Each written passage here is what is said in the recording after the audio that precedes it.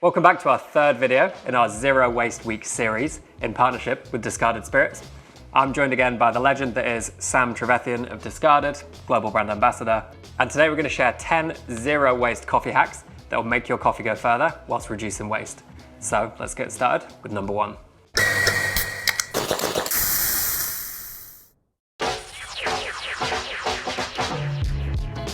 All right, so our first tip is to use imperfect or leftover filter coffee to make a delicious imperfect coffee syrup. So sometimes when you're brewing coffee, it doesn't go perfectly, am I right? You can't win every time. You can't always get it right. You're dialing in a coffee, it might be a little bit fast, a little bit slow, a little bit sharp, a little bit bitter. That's not perfect for drinking, but in a syrup, you can lose all those imperfections, cover them with the sweetness, and get a really delicious base syrup that you can add to pretty much any cocktail. It's so versatile. Sugar being the great equalizer, almost all cocktails use sugar, and this is a way to add a little bit of depth. I personally think banana peel rum, use coffee syrup, old fashioned, delicious. So good.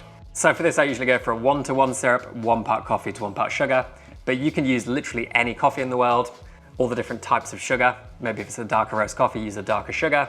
If it's a lighter, more floral coffee, use a lighter sugar so it doesn't overpower it. And you can add this a little bit more liberally without over sweetening the drink than a 2-to-1 syrup. So 1-to-1, coffee to sugar, really delicious, really versatile, and that's our first tip. Hack number 2, we're still keeping with filter coffee. In a commercial environment, you're brewing a brew of batch brew. It's only good for a certain amount of time. Well said. Bit of a tongue twister there. Guess how many takes that took? It's only good for a certain amount of time. Don't throw it in the bin, stick it in an ice cube tray and wang it in the freezer. Yeah, I think this is a powerful one.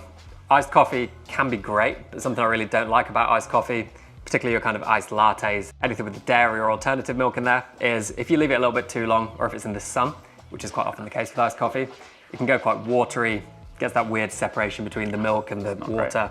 I'm not a big fan. Use coffee ice in place of that. You get the coffee flavor kind of developing over time and avoids that over dilution. So I'm a big fan of this approach. Hack number 3, and the last of our section on how to creatively reuse filter coffee waste. After you've brewed your filter coffee, you've always got that bed of spent grounds. This always gets thrown away, but it doesn't need to. Yeah, I agree with that. I think filter coffee, you extract a lot of the great flavor from the coffee, but not all the flavor. And again, these aren't necessarily the flavors you want to drink on their own, the kind of over-extracted end of the extraction. You get loads of coffee flavor, loses a little bit of complexity, but if you use this to filter a cocktail, maybe like a milk punch, it brings a really nice coffee flavor. Your milk punch is gonna have plenty of acidity and plenty of sugar in order to work.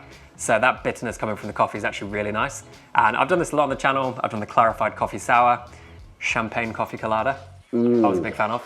Naughty. That's a tasty drink. I'll link that at the end of the video for you to watch. But you can use this with, again, any manner of milk punches. Different coffees will bring a different kind of flavor profile to the drink. And it's a really versatile tool, whilst being, I'd say, absolutely zero waste, because it always goes in the bin. It is. I mean, we like to say that for every kilo of coffee everyone ever bought, a kilo of coffee ended up in the bin. And more, really, because coffee retains 20 to 30% moisture. One thing I will say about milk punch clarification through spent coffee grounds is if you're using non-dairy milks, ones that coagulate and curdle less well, this is a great way to help you get those crystal clear milk punches. Yeah, it's like a filter in itself. It is. The grounds being a filter.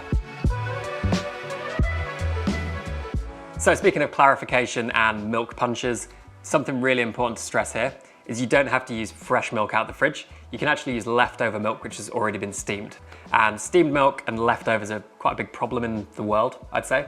Yeah. Something we need to deal with in the coffee industry, but there are things we can do, right? It's quite wasteful. I think the first place to start, and for many years, I used to train people how to make coffee. We would drill them religiously with dosing the correct amount of milk as a first port of call. But the nature of pouring latte art, producing really premium looking drinks, there will always be some milk wastage. Ideally not, but it does help with the kind of draw through if you have a little bit of milk left over. And there are a few things you can do with this. As I said before, use it for clarification, but in our next tip, we can talk about something else, which is very quick, very easy, immediately actionable, and something I do every day. All right, so this is a very quick one. We're not gonna mess around. If you've got some leftover milk, put it in your shaker. If you have protein shakes, make your protein shake with this. Actually gets a really nice foamy texture. Use it after training, use it when you have your protein shake. it's a winner. I do that every single day. Zero waste and delicious. Like all these tips, right? Yeah. Or your money back.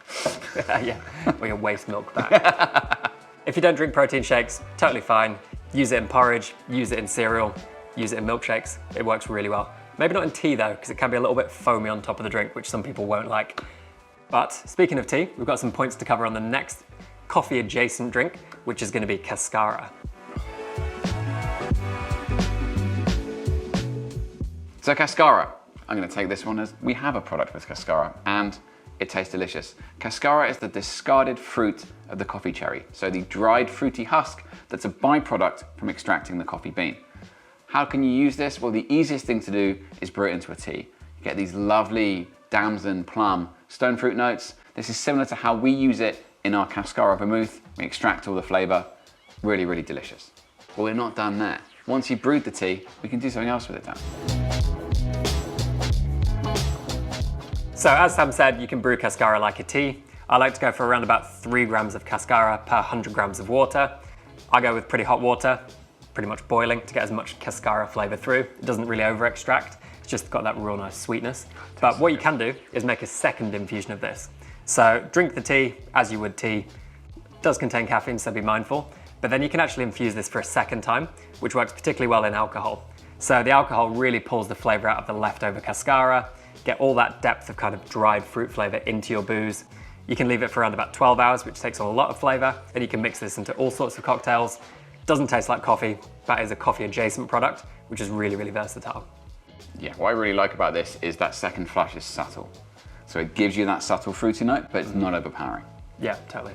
You can treat tea in exactly the same way. More or less any tea will work really nicely. Brew it as a tea, infuse it into a spirit for a second infusion, and you get a really massive range of flavors that you can tap into. So now we've covered filter coffee, we've covered milk, we've covered Cascara and tea.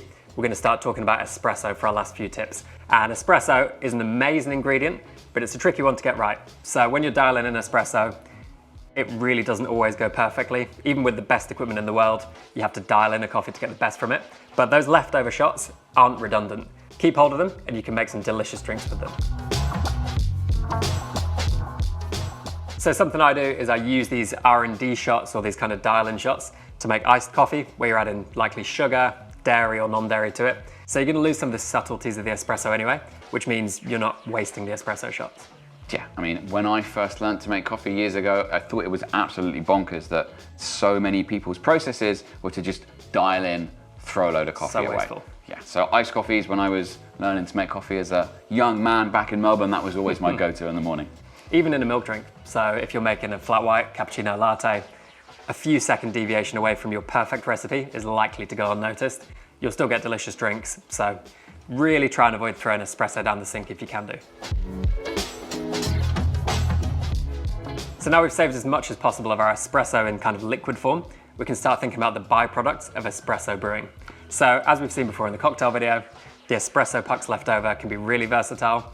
You can use them to infuse into a syrup or a liqueur, used in lots of different drinks. Very, very tasty. So much you can do. But one thing we haven't spoken about is infusing them into a high ABV neutral grain spirit, making yourself a bitters.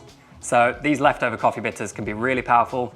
Leave them for around about 2 weeks, strain it out, add it to an old fashioned, could be really nice, maybe new banana rum. I mean, you know it's going to taste good. We like to talk about bitters in the cocktail world as almost being cocktail seasoning. Yeah. So a little dash here, a little dash there, delicious. And I think a missing piece of a lot of drinks, they tend to be very sweet, very acidic, but often lacking bitterness. Coffee has acidity and sweetness, usually pulled when extracted. That bitterness can actually be a really positive tool. Again, to season your drinks and kind of finish the circle. Acidity, sweetness, bitterness, maybe some salt and umami, making uber drinks, as people call them. So bitterness is not something to be afraid of. Bitterness in balance is definitely our friend, which leads us nicely on to our very last point. Number 10, last but by no means least, we've already spoken about infusing coffee grounds into high ABV liquids, coffee bitters. Exactly the same thing, but infuse them into more approachable spirits. For example, use coffee grounds into some banana peel rum, gives you this very subtle coffee flavor. Into vodka, the same thing, and then just use these spirits as you would in cocktails anyway. Just a little bit more, something a little bit more complex. Yeah, and that leads me on to something I kind of talk about a lot on this channel, which is rethinking what coffee cocktails are and imagining what they can be. So actually you said something really good about this.